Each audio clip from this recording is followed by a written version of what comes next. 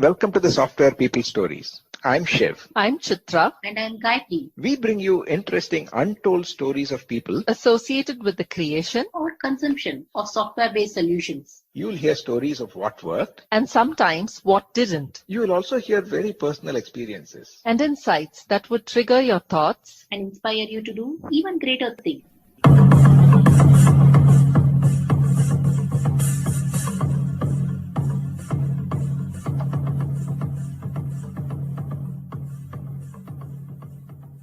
Before we jump into today's conversation, a special thanks to PM Power Consulting for encouraging and supporting this show right from the start.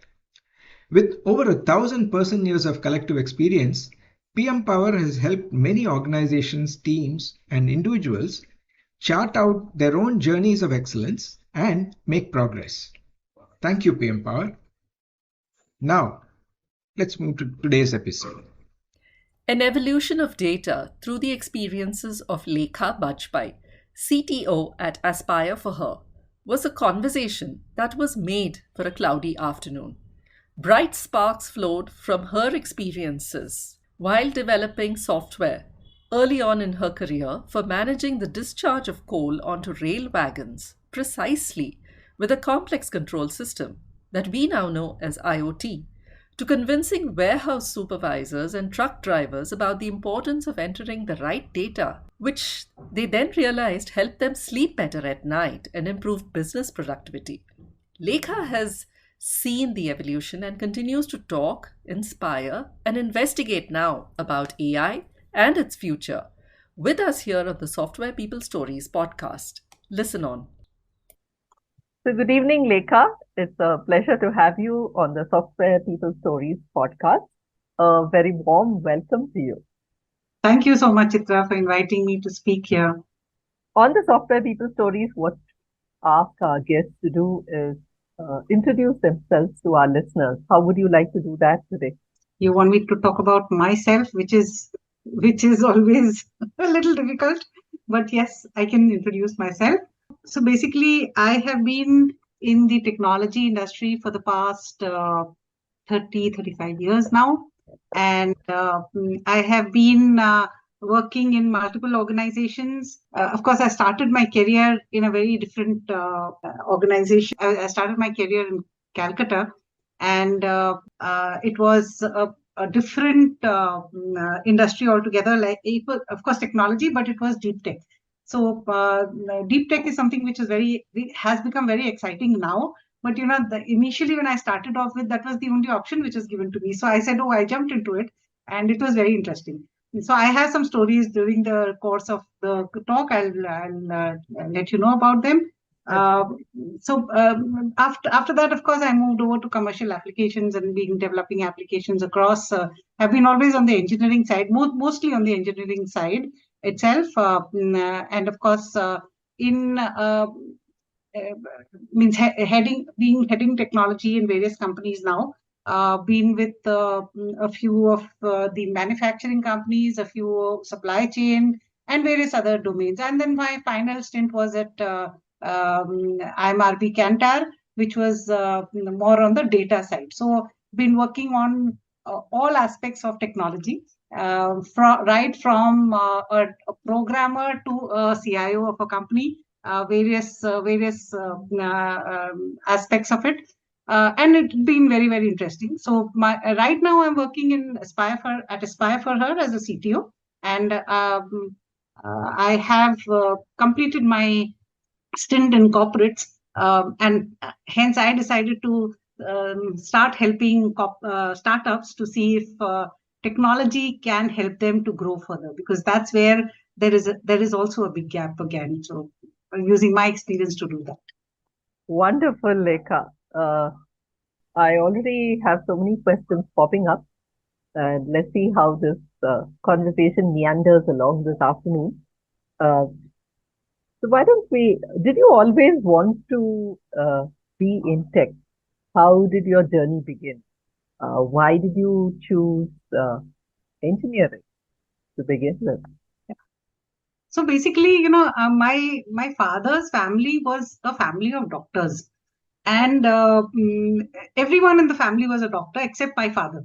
He was the only engineer who had moved out from the medical line and become a engineer. And of course, he rose very high in his career. He finally retired as the CMD of a company. So he was my inspiration basically, and of course my guide also. He would be looking at the future. I think he was very futuristic. I also thought that, when I was young, I used to think of, he was very fond of astrology. So he used to do astrology. And I used to think, because of astrology, he's suggesting me to get into this. I did not realize at that particular time that he was looking at what was the market, and he was trying to sell me the idea of getting into the technology domain. So it didn't strike me at that time. That time it just struck me is that, he must be, because he's looking at my horoscope and he's thinking that this would be the best line for me. So I don't know, he must have done that also, but finally it was his futuristic thinking which actually got me into technology. And I anyways did not want to become a doctor. So it was the best line which I could choose. And I did thrive in my entire career here. As I said, I started my career with in deep tech, and deep tech was those days software engineers were not too many. They were, and I'm talking about pretty number of years back. I don't even want to count those years because. So those days, we did not have a lot of communication softwares also. So two systems talking to each other was not there. So I went in to develop something. That was my first job in Calcutta, developing something on deep tech, which a desktop would talk to a mainframe, a DTP type of mainframe. Okay. And the desktops had some graphical capabilities, and the mainframe did not have graphical capabilities. So we had to develop a communication software. And my guide, who was the owner of that company, basically it was a small unit of a larger company. And it was being driven like a startup. Like these days, startups are driven. It was those days, those names of startups were not there, but concepts were always there. So we had to develop those, and it just applied to something which I learned in college. And I was so excited about the entire thing, and it was like creating a new innovative solution for the market as such. So it was a great experience. And that's how then I stuck onto technology itself. I had no intentions of moving out of technology after that. That's really interesting. So from those early days at deep tech, what were your any key lessons that you took away from that experience? When you said writing communication protocols, and where I'm coming from today is, if you look at the last, let's say, maybe 7 to 8 years, most engineers, or especially people who are in software and who study computer science, take so many things for granted, don't know how the basics or the foundations of what we know today or we understand in terms of inter-system communication and intra-system communication had its roots in people who've had experiences like yourself. So, could you share some key lessons from those days? Sure. So I'll of course give you some of those with some of my experiences again. So as one thing which I told you about was the big communication software which I could get developed, or in fact develop myself along with the guidance of my superior. And what hit me was this, that I could create an innovative solution. So that was something which always used to be my mantra, that I have to be driving towards something which will actually help the organization or the society or any other aspect of it. I got, so some of my so what I focused was on learn by experimenting technology and creating innovative solutions. So experimentation of technology is very, very important. And even now, that has always been there. Any new technology comes up, you need to learn how to experiment on it and see how to cater to it to the organization. Usually people say that when there is a demand, technology is thought about and technology is being worked upon, but that is top down.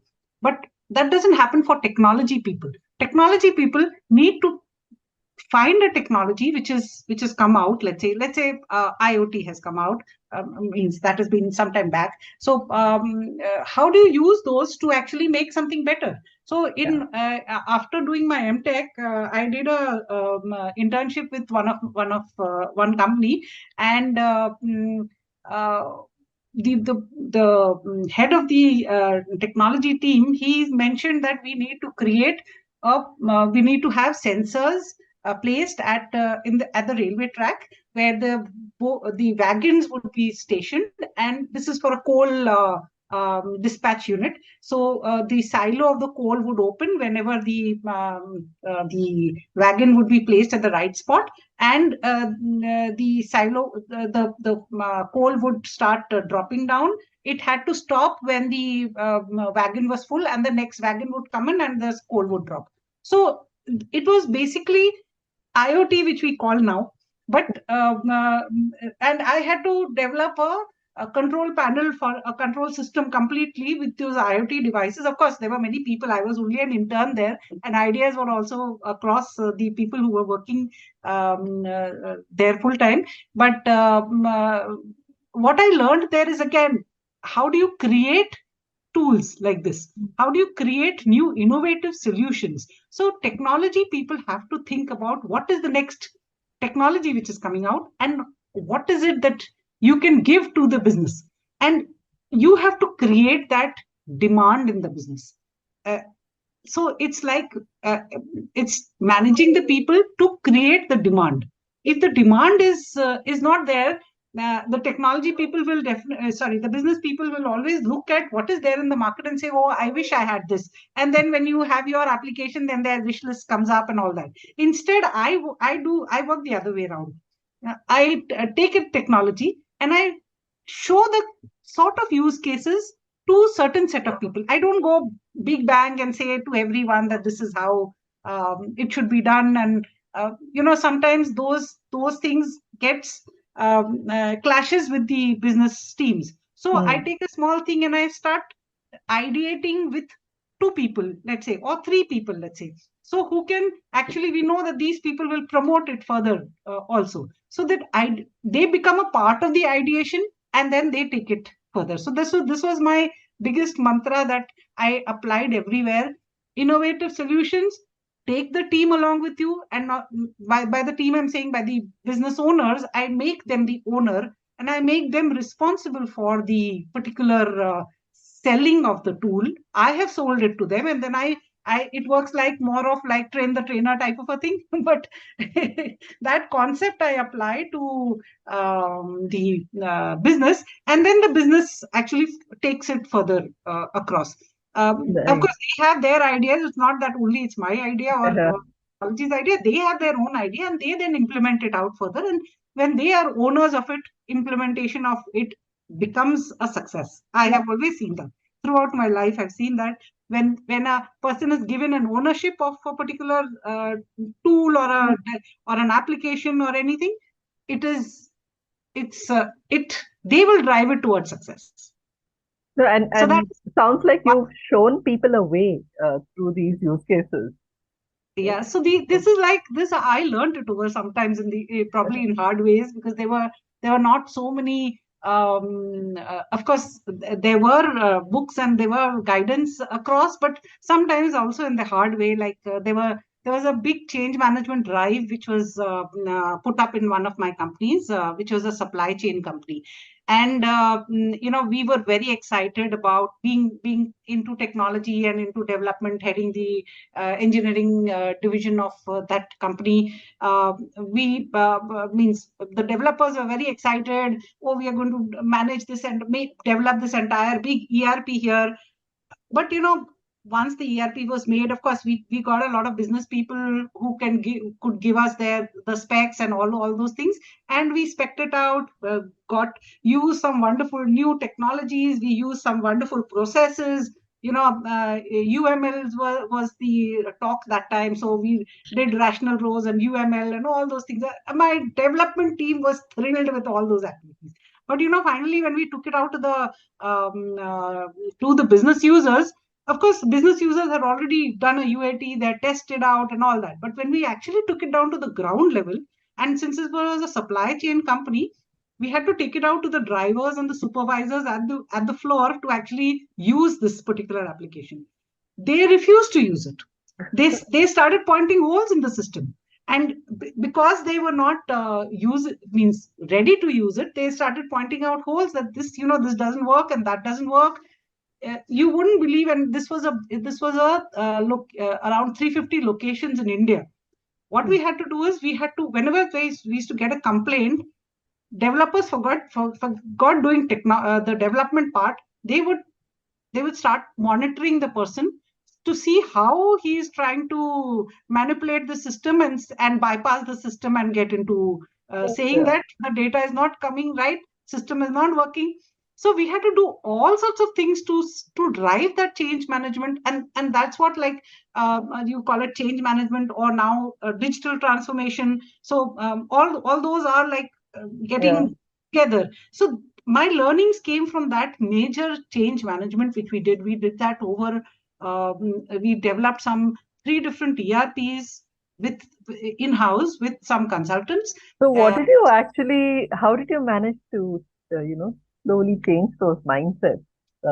I'm sure those users must have had their own fears and insecurities, saying that, Absolutely. probably very similar to the fears, and I think we'll talk about this later in the conversation, is what's AI going to do to my job?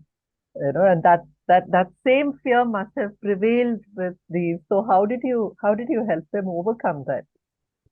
It was that time we were also learning, so it was a big nightmare for us. We sat at the place where the loading of the truck used to happen, and we used to tell the person, we had to handhold the person and say, this is what you need to do. You can't be harsh with them, because then they will throw up. They are like they will not want to adopt it at all. So we spent some 3 months. Three months we spent, every night we spent there, because the loadings used to happen in the night, and we spent nights there where it was a loading station. There wasn't any food available, weren't toilets available, nothing was available, but we had to spend there. And that is the challenge which we took through, and we said now, otherwise it was happening that all our effort of development would probably become a waste. So of course it would become a waste, it can't be thrown away so fast, but the CMD was not getting the results they wanted to, because we had given him a dream, we had shown him a dream, he's not getting that. So sitting with the driver to actually see that he enters the data right, sitting with the supervisor to tell him that you have to use this barcode scanner in this particular way. And so we had put in a lot of technology, because it was a supply chain company, so warehousing had to be done and barcodes had to be scanned. And we had to, this was for a warehousing software also, so we had to actually, the entire layout of the warehouse was changed, because the system would allocate that this particular parcel had to be stored in this rack. The other and this guy, he used to remember everything in his head, and then he says, now you guys have come in, I just don't know what to do, I will become jobless. We used to sit with him, so full day, full night, there would be somebody who was sitting with him for 3 months. We sat through, and we means not me always, but somebody from the team was always there with him to see that he doesn't get upset. He was one of the best guys there, because he used to keep all the location in his head. And now he was a subject matter expert. Absolutely. Subject matter expert means he was the computer there. Oh, yes. So he used to say that whatever was there in my head, you just replaced everything. And now I don't know what do I do. I am like, one is I'm threatened that I will probably lose my job. But then we told him this is the new way of working. This is the new things to be done. That awareness, that hand holding, and I think we did 3 months was a tough experiment which we did, but that patience actually helped us to sell that software further.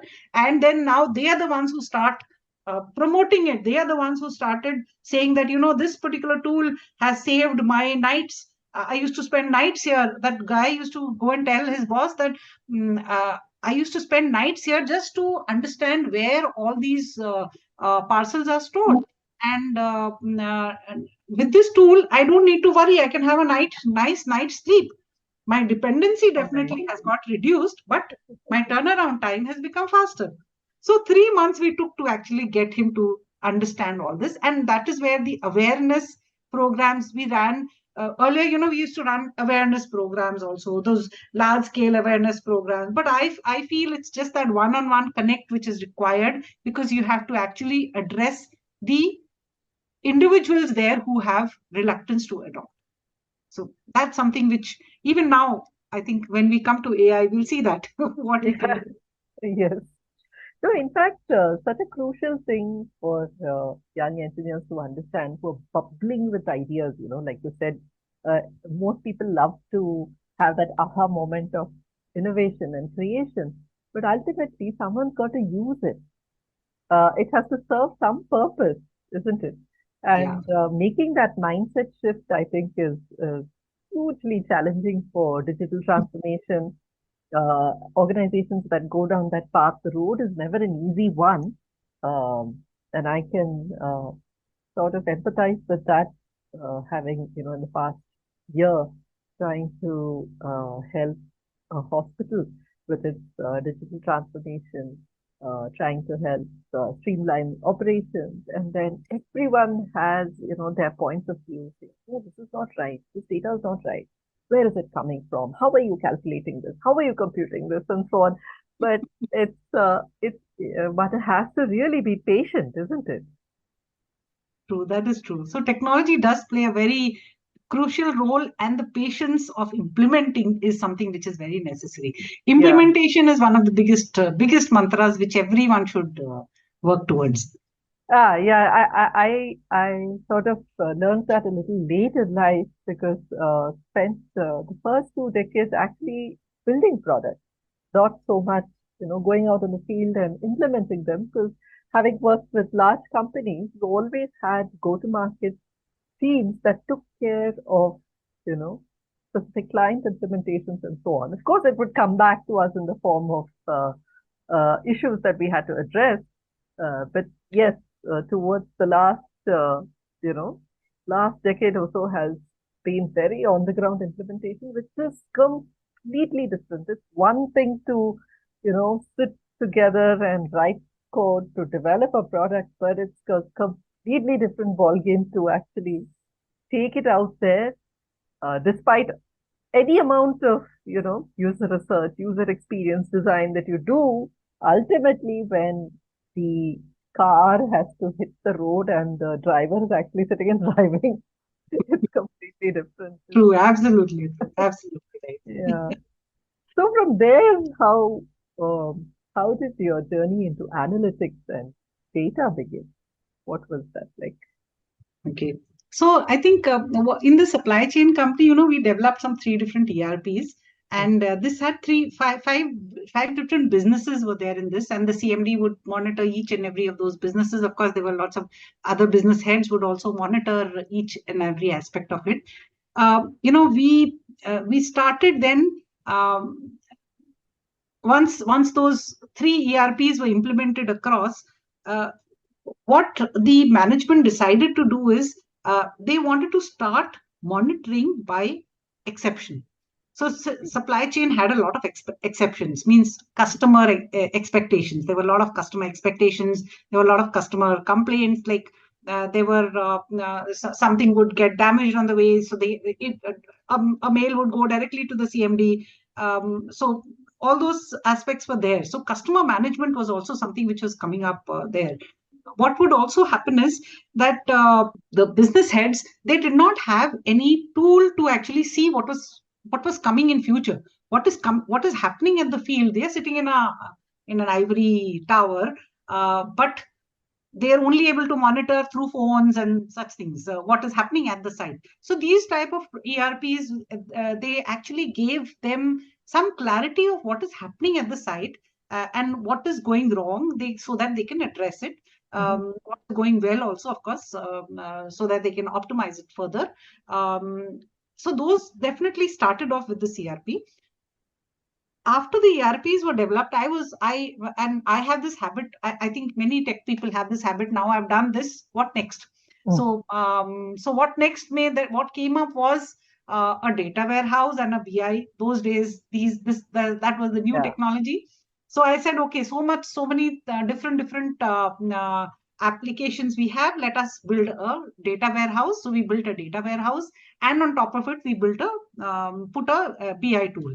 And that BI tool was given down to the CEO and the various business heads to monitor what is happening at the site level, at the ground level, what is happening. So if there were, since there were around multiple businesses, the screen would be partitioned by every business for the CMD of the business of the company. He could see a red light on one of those. It was like those control systems, control panel, which I had built in my internship. That reminded me of it. And a red blinking, or not a blinking light, but a red alert, which is there, which says, oh, this portion you need to look at. And that was the excitement of having a BI tool there with us. We could define the data warehouse, and the architecture of the data warehouse, and all those things could be done very well. But BI reporting actually excited me a lot. And then once I started playing around with all that data in place and everything, I said, now this is the time when I should look at more of data. And then I got this thing of getting into a data company. So Kantar IMRB was known as IMRB earlier, IMRB International, and then it got rebranded as Kantar now. Now it's called Kantar everywhere. So basically, that was the driving factor to move into a data company. And I thought I will be floating around in data, and I will be rolling in data, and I'll be the happiest person around. It was a very new domain to me, because data has a very different implications, which now is becoming very besides the OLTP systems which are there, moving on to a data management part of it was very exciting.